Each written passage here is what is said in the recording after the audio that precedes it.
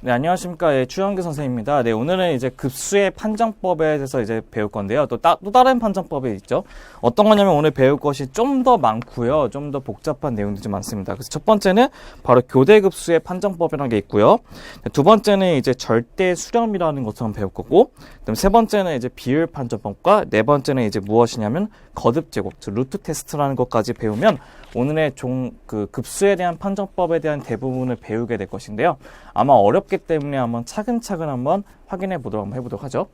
첫 번째부터 보시면 먼저 교대급수라고 하는 alternating series라는 내용이 있는데, 얘네 교대급수는 별게 아니에요. 어떤 거를 교대급수 하냐면, 우리가 어떠한 수열이 있다고 했을 때 그 수열을 어떻게 하냐면 더하기 빼기 한마디로 마이너스 1의 거듭 제곱수가 있어가지고 어떠한 수를 더했다가 뺐다가 이런 식으로 가는 수열을 우리가 교대급수라고 얘기합니다. 한마디로 우리가 일반적인 수열 같은 경우는 그냥 1, 2, 3, 4 쭉 더했다는 것을 알고 있는데, 걔네들의 마이너스 1제곱을 곱해가지고 더했다가 뺐다가 하면 이렇게 올라갔다 내려갔다 하는 수열이 되겠죠. 그렇게 왔다 갔다 하는 수열을 교대급수라고 얘기합니다. 합은. 그러니까 우리가 그러면 교대급수의 수렴성을 조사하기 위해서는 두 가지만 조사하면 될 건데요. 첫 번째는 어떤 거 조사할 거냐면 모든 자연수 n에 대해서 모든 bn의 값이 bn 플러스 1보다 크다는 겁니다. 한마디로 무슨 뜻이죠? 점점 갈수록 어떻다는 거죠? 작아져야 된다는 거죠. 합이. 그럼 두 번째는 걔네들의 각각의 항이 있죠. 항. 여기는 항의 그 극한값이 뭐가 된다고요? 0이 돼야지만 얘네들의 급수, 즉 교대급수의 값이 수렴한다는 것을 알 수 있어요. 교대급수가 수렴한다는 것을 알 수 있는데, 그러니까 우리가 그러면 얘네들을 한번 가볍게 한번 증명해 보도록 한번 해볼 건데요. 증명 과정이 그닥 좀 그렇게 많이 깔끔하지는 않지만요. 한번 확인해 보도록 한번 해볼게요. 그러니까 우리 교대급수의 원래는 수렴성을 조사하기 위해서는 그 부분합이라는 것을 원래 계산했던 것을 알고 있잖아요. 급수는. 근데 교대급수는 짝수의 부분합하고 홀수의 부분합이 달라요. 그렇기 때문에 우리는 두 가지를 먼저 조사해 볼 수밖에 없어요. 그러니까 첫 번째는 뭐부터 조사할 거냐면 짝수째 부분합을 먼저 조사할 겁니다. 1번은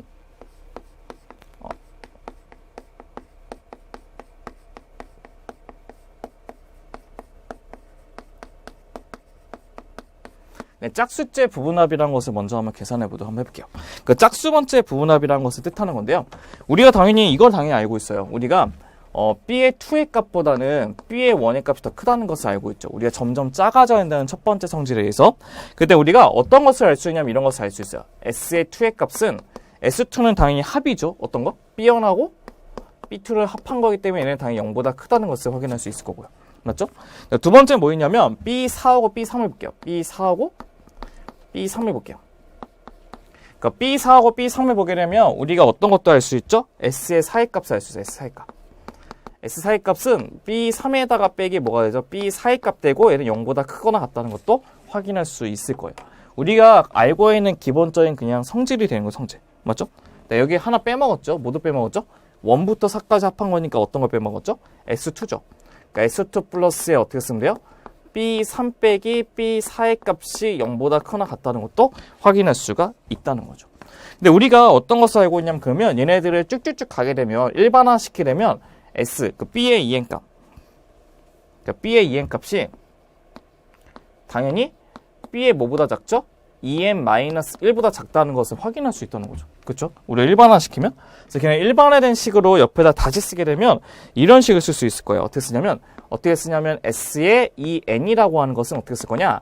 S의 걔보다 어떻게 하나 작은 그 짝수의 한이 되는 거죠. 학생. 그래서 2n-2. 2n-2에서 플러스 얘네들을 빼면 되니까 어떻게 해요?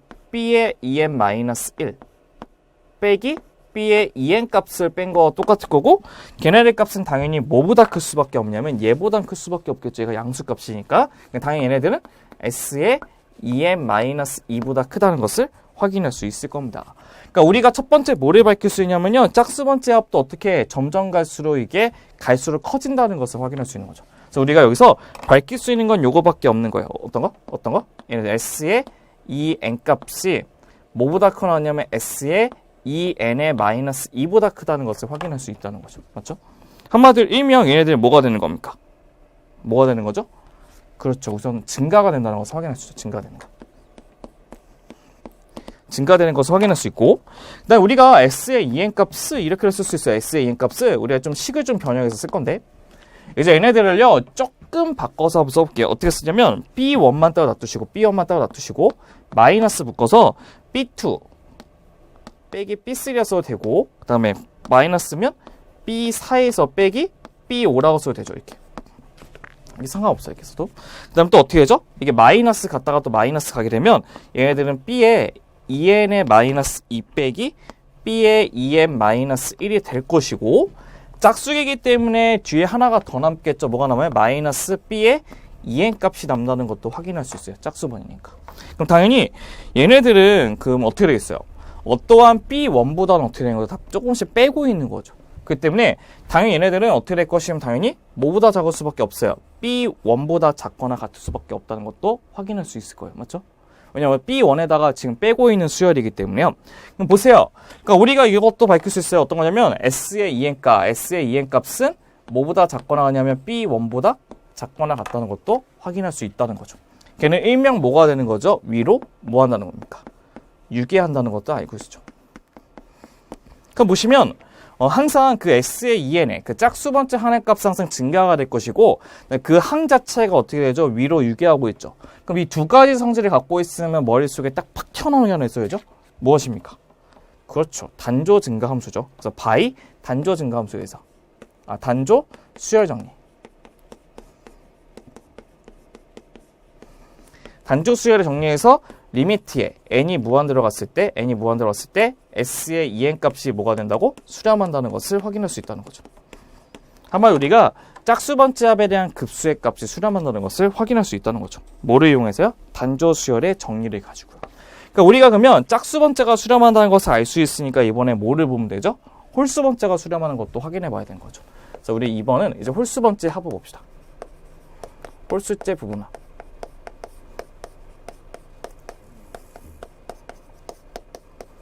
그럼 여기 있는 우리 수렴값을 뭐라 잡냐면 S라고 한번 잡아보도록 한번 해볼게요. S라고.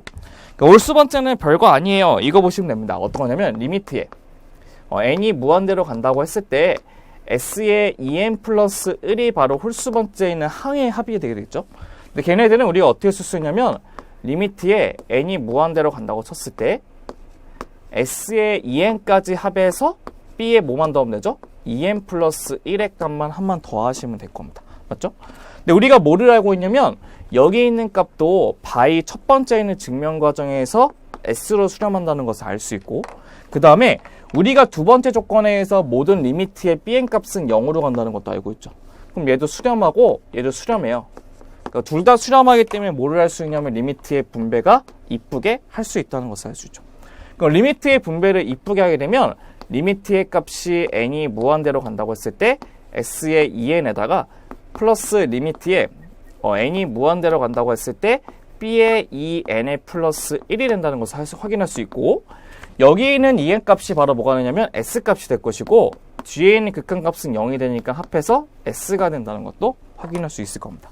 한마디로 걔네들의 짝수번째 합도 S가 되고 홀수번째 합도 S가 되기 때문에 얘네들의 그 급수의 값은 S로 수렴한다는 것을 알 수 있죠. 그래서 여기다 마지막 한번 써볼까요?